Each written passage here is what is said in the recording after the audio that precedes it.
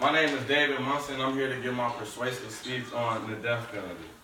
I feel as though capital punishment doesn't deter crime. Someone who is contemplating committing a murder would not sit around the kitchen table and say, I won't commit this murder if I face the death penalty, but I will do it if the penalty is life without parole. I do not believe someone who is planning to kill someone or worse plans to get caught or weigh the consequences. Statistics demonstrate that states without the death penalty have lower murder rates than states with it. But I think those statistics are coincidental. Fear of the death penalty may cause a few to hesitate, but certainly not enough to keep it enforced. An example that capital punishment doesn't deter crime is Canada. Research by U.S. Bureau of Justice Statistics shows that Canada decided in 1976 to abolish the use of capital punishment. During 1975, there were 721 homicides committed in Canada. During 2001, Canada had 554 homicides, which is 23% lower than the number of homicides committed before the abolishment of the death penalty. If the death penalty was a deterrent, why would there have been 167 more homicides committed when Canada had enforced the death penalty? For example, according to the Death Penalty Information Center, during 1999, there were 5.7 million homicides per 100,000 people, while the homicide rate was 3 times lower than the United States, with a homicide rate of only 1.8 homicides per 100,000 people. In addition, homicide rates in Canada are generally 3 times lower than homicide rates in the U.S., which uses the death penalty. Also, the murder rate in non-death penalty states has remained constantly lower than the rate in states with the death penalty, and the gap has grown since 1990. Here, it shows that in 1990, the percentage and difference in murder rate between death penalty and non-death penalty states was a 4% gap difference.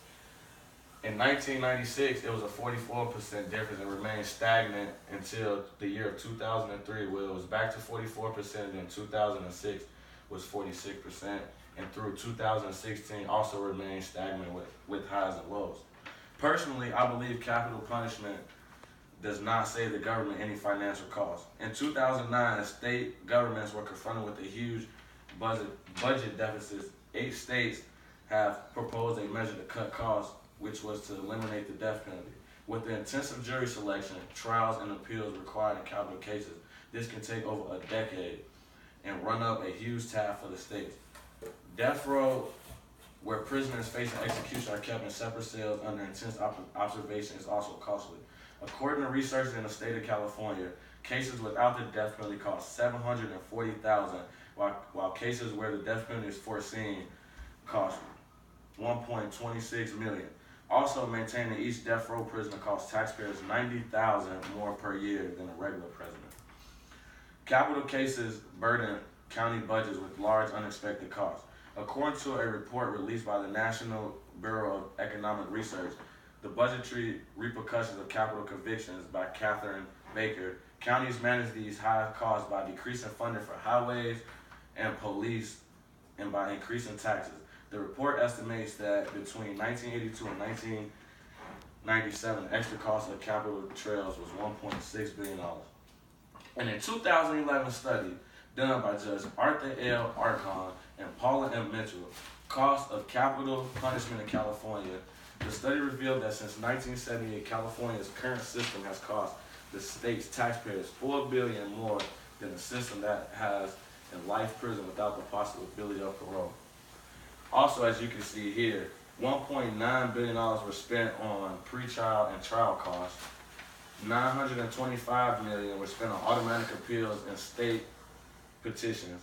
$775 million, which is 17% of the pie, was spent on federal appeals, and $1 billion, as you can see right there, was cost of incarceration. The authors calculated that the government commuted the sentences of those remaining on death row without parole, it would result in immediate savings of $170 million per year, with a savings of $5 billion in the next 20 years. As I have my arguments against the death penalty, some may have it for it.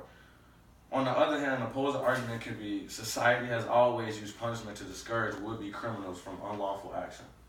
Since society has the highest interest in preventing crime, it should use the strongest punishment available to deter murder, right? And this is the death penalty. If murderers are sentenced to death and executed, potential murderers would think twice before killing for fear of losing their own life. To conclude, I've known many people that wanted to seek revenge for the death of their loved ones, but to have someone die by lethal injection has never been a thought. Victims, families, and loved ones surely deserve closure for devastation, but to what extent is good enough? Going back to the beginning of my speech, the death penalty is not a deterrent. Most people who commit murders either do not expect to be caught or do not carefully weigh the differences between a possible execution and life in prison before they act. Frequently, murders are committed in moments of passion or anger, or by criminals who are substance abusers and acting impulsively. I've given you my view of the death penalty as unnecessary. Hopefully it can change yours. Thank you guys for coming out today and listening to my speech.